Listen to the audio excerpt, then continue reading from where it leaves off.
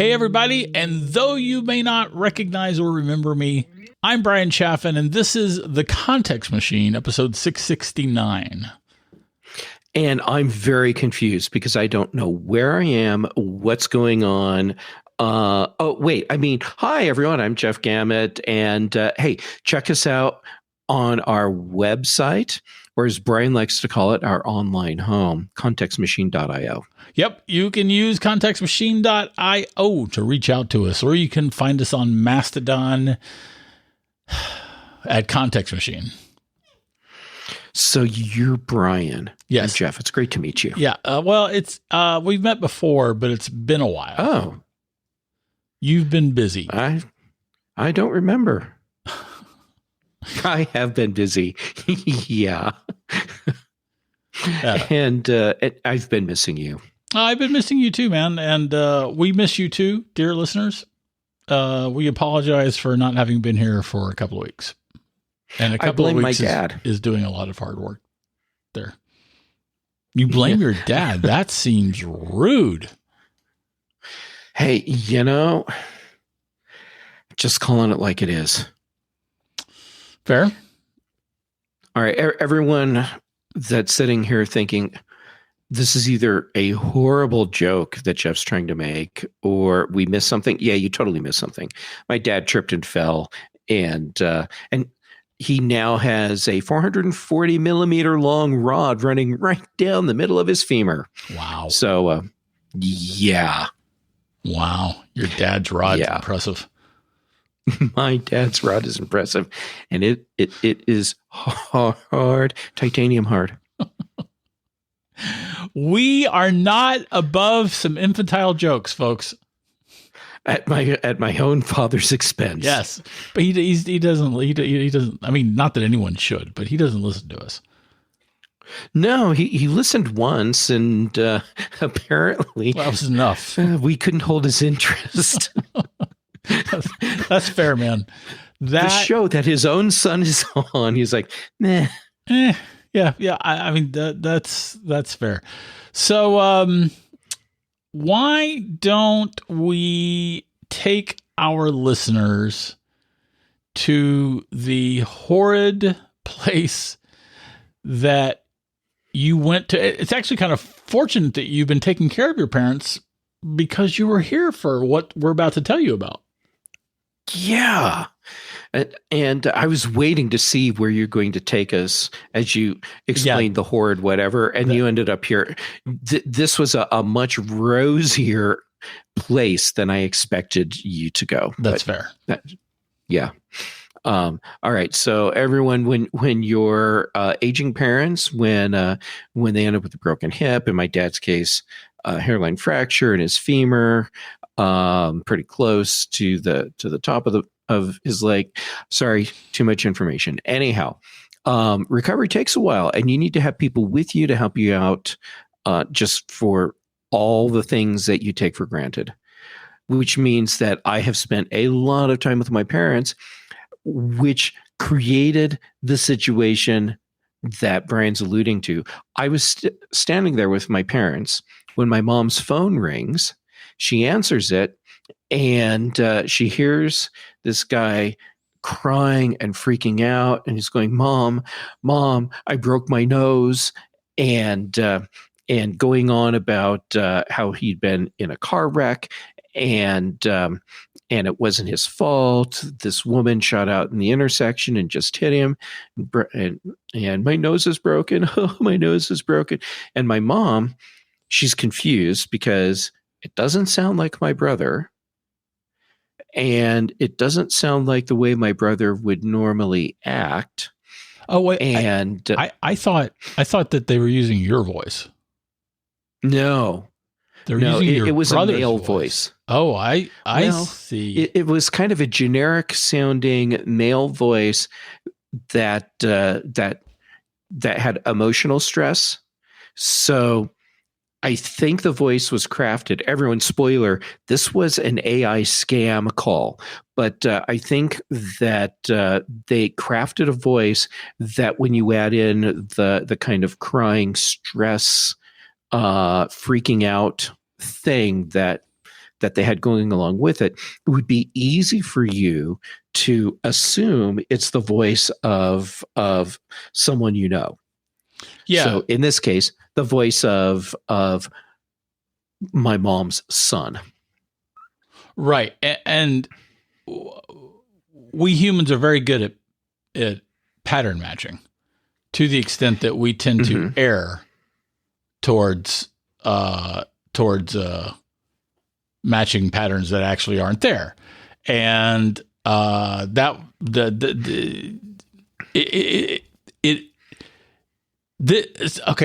I'm struggling for words because I'm being buffeted by thoughts. Because on the one hand, I know that the bad guys could more easily do this with my mom by using an AI generated version of my voice, because my voice is out there on, 669 of our, well, actually 550 or 600 of our podcasts. Our voices are on a buttload of recordings on the internet. Yeah. On YouTube and, I've got records with my voice, singing and our voices could easily be recreated. So I'm kind of interested in the fact that did they use his name? No. Did they say this is your son? What? Yes. Yeah. So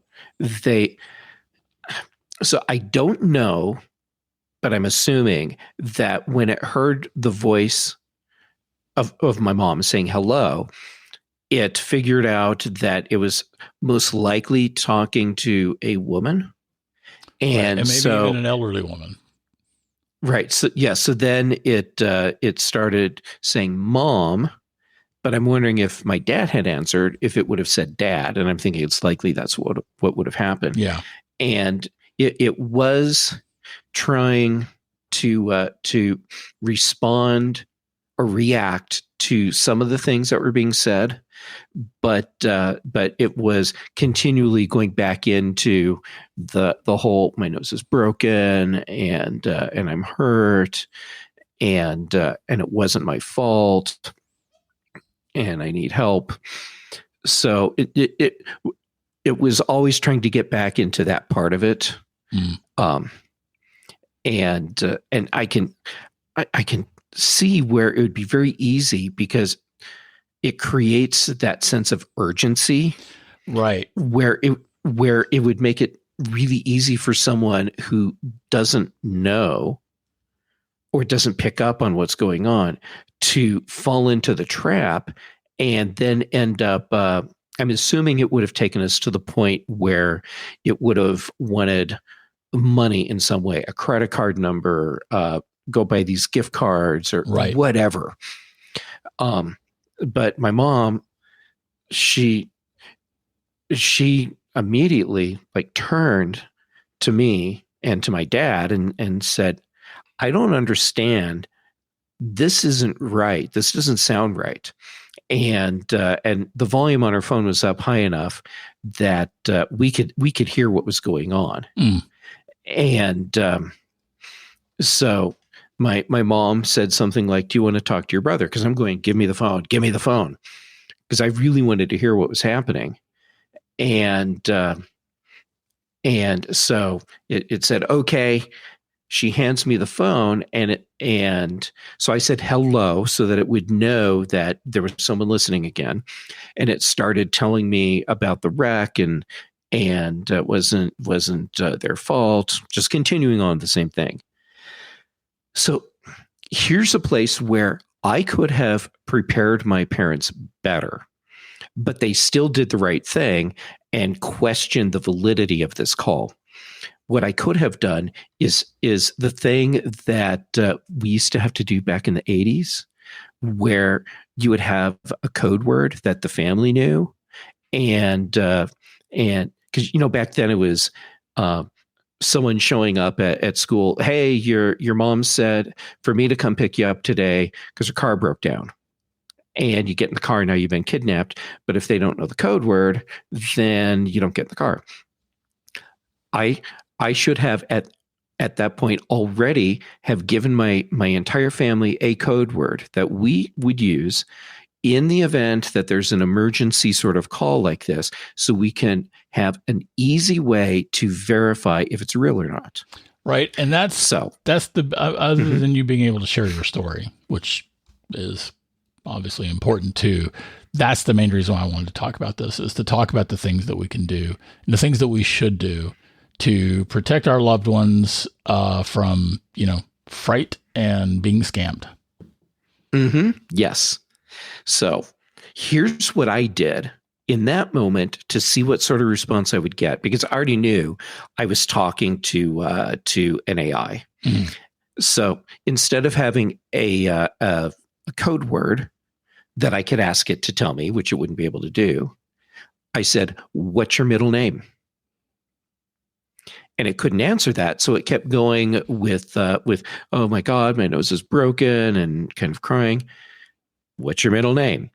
And it continued on. After I said, "What's your middle name?" the third time, it just dropped the call, which tells me at that point it knew that, or it had something in the system that told it, if you reach this point, just hang up, because you're not getting, it's not a successful scam.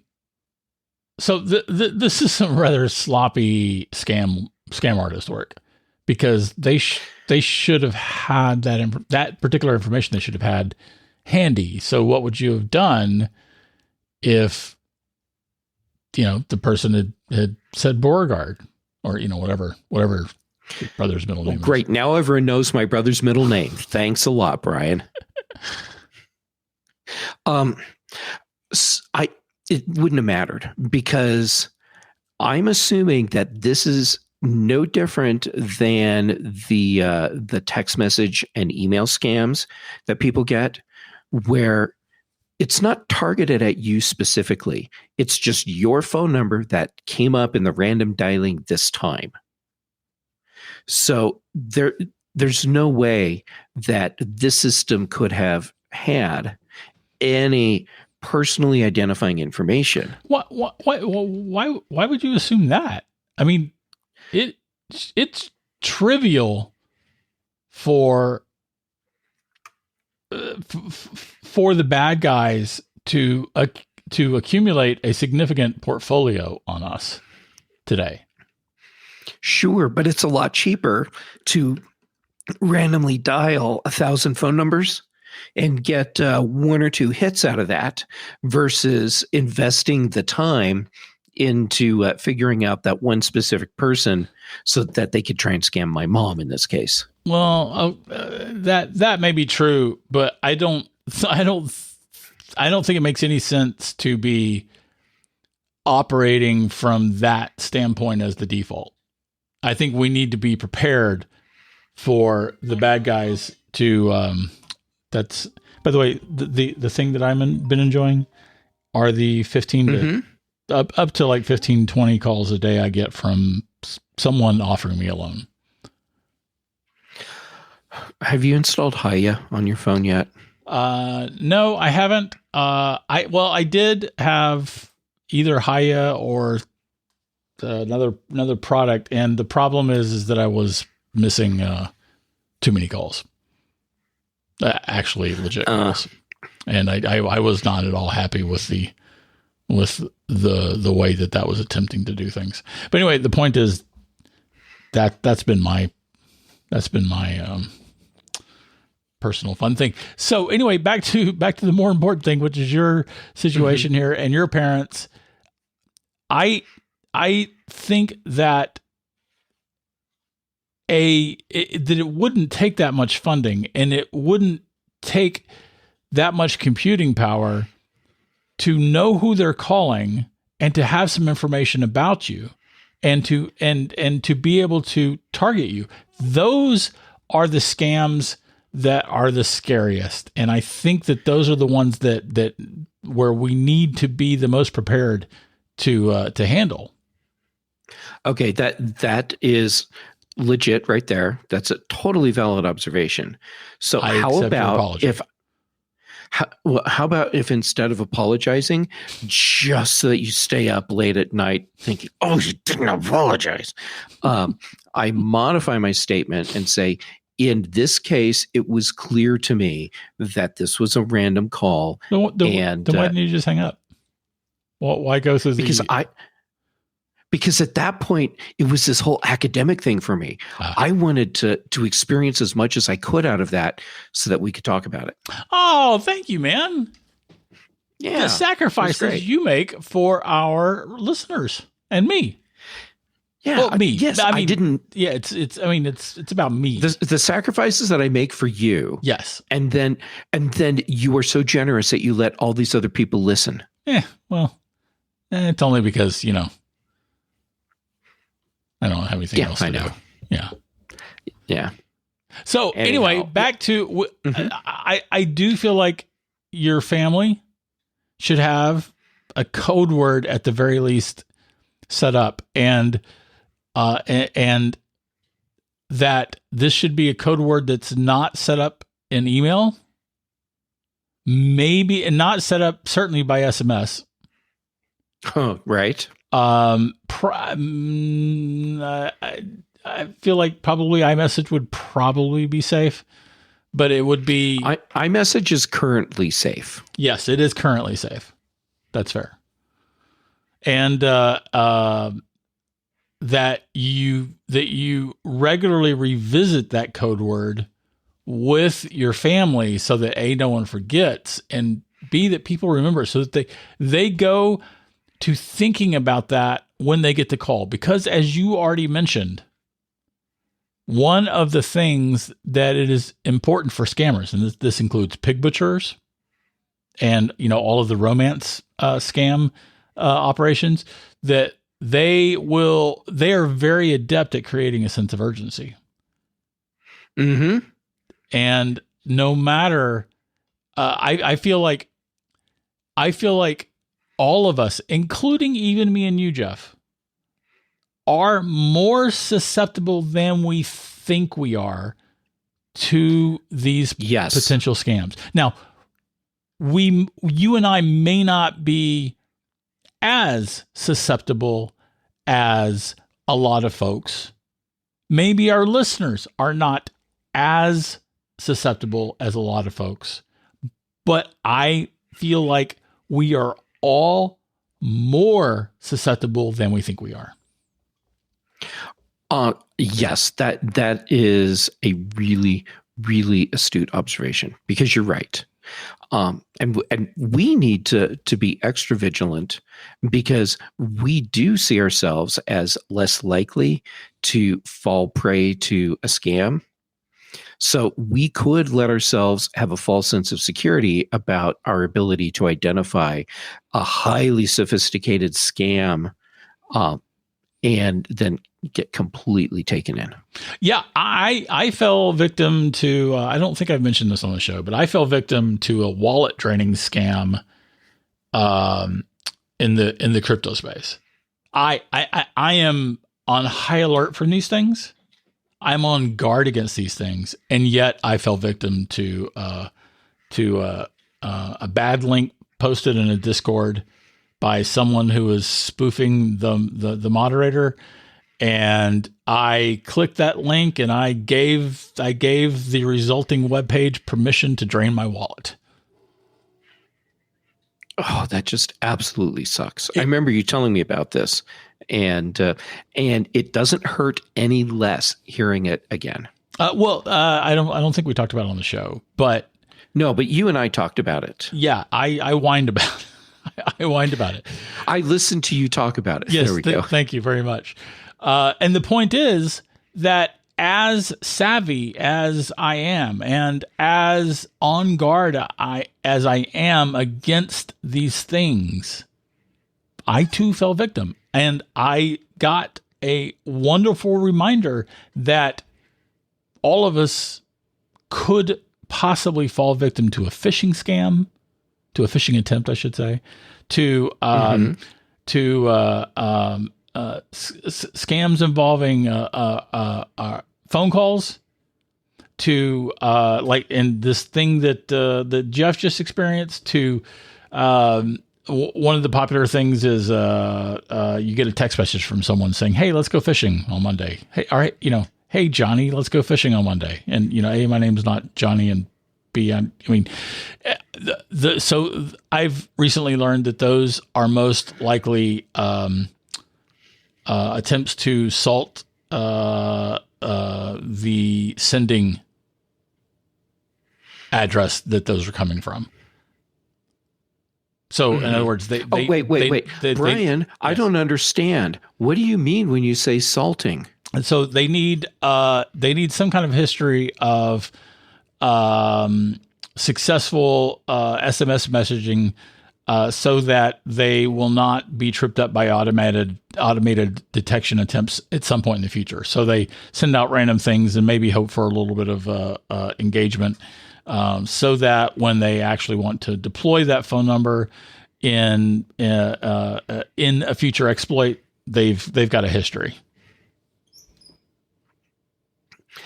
This is one of the reasons why I never ever reply to what appears to be a scam or a phishing email or text message. Yes, and that includes stringing them along for your own entertainment. Just don't do it for your own entertainment or to show them how smart you are. I mean, I realize that probably that seems more like something I would do than you would do, but and it would be glorious, but still don't do it. Don't do it. Don't engage. Don't. I don't answer phone calls from phone numbers that I don't know, because one of the various scams out there includes them using a recording or it's probably more like, at this point, it's probably more like an AI message where they cause their perceived signal to cut in and out, and they want to get you to say yes so that they can then trigger some kind of credit card payment or something using using the recording of you saying yes. So I personally don't answer those phone calls. I recommend not answering those phone calls. Yeah. And have you seen a big uptick in how many scam calls and messages are coming out of the Philippines?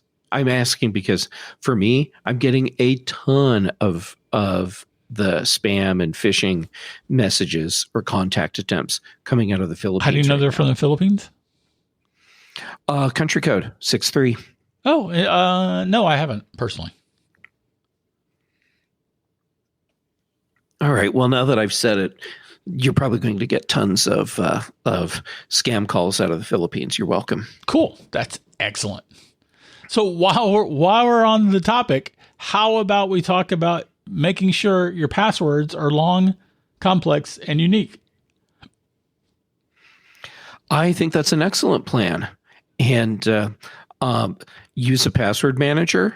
Yes. And I love that for the people that feel intimidated by products like 1Password. The types of password management tools that you and I use. I love that in macOS Tall Trees, you now have a user approachable password management app. And you have the same app in iOS and iPadOS 18. It's essentially Keychain with more features with a brand new interface. Yes, an interface that's actually usable for normal people. Yes, 100%. 100%. Yeah. Yeah, and if which kind of sucks for 1Password and LastPass and everyone else. But no, it doesn't. So be it. It doesn't suck for them at all. I mean, this is the same thing that Apple has done over and over, and it doesn't negatively impact the big players in the same space, because Apple's doing what they've always done. They give you the features so you actually have a way to do the thing. But if you need to do more than the basic stuff, then you go to the third-party tools that add in all the other features. And that's what 1Password, LastPass, stuff like that. Okay, that's fair. And I do think that 1Password it's very necessary for me, because I've got plenty of accounts that have some form of 2FA that involves things like an authenticator app, which can integrate directly with your login information that's saved in 1Password for that site. And that makes it, and I, to my knowledge, Apple's new system doesn't do that. I don't think so, but I'm using 1Password. By the way, everyone, this is not an ad we're sneaking in. 1Password is not a sponsor. I would love it if they did, but we've been talking about them for years because we love them. Yeah, this is just the tool that we use. We're actually paying for it ourselves because, that's how we roll. Yeah, because they're fascists and they don't pay us or give us a copy. Don't they know who you are? Right. That is the question that it's funny. I seem to be asking that more and more, and it could be because I've forgotten. We just need to get you a new name tag. Yeah, that's true. You did. And I want to point out your recovery has been remarkable. Oh, thanks. I wasn't fishing for compliments in that. No, and here's the great thing. I just told you that 2 minutes ago, and you don't even remember. Remember what? Man, you know how to pick it up when I throw it down. Okay, so to recap, we strongly recommend setting up with your family some kind of password, maybe even a passphrase that your family can use to know that it's your family that they're talking to, and that you routinely, not to the point of being a nuisance, but that it routinely gets talked about so that A, they remember, and B, they're in the mode of going to that place when something like this happens. Because yes. It's one thing you've got a password set up, but then you don't talk about it for 2 years, and then it comes up, and then no one thinks about it because they're not in that mode. Right. Yep. And then it's too late. Yeah. And at some point we'll probably need something. Excuse me. Probably need something more than that, but that's what we could do today. Yeah. I'm going to add one more thing to that, Brian. Okay. If your family is asking you questions about emails, text messages, phone calls they're getting about whether or not they might be scams, and they're just not sure, be patient with them and be grateful that they actually trust you enough to reach out to you and ask about those things. Don't shame them. Don't make them feel bad.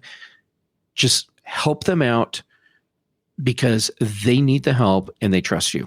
Right. And the reality is that for our listeners, a very high percentage of our listeners are the people that their family and maybe even friends turn to for issues related to technology. Yes.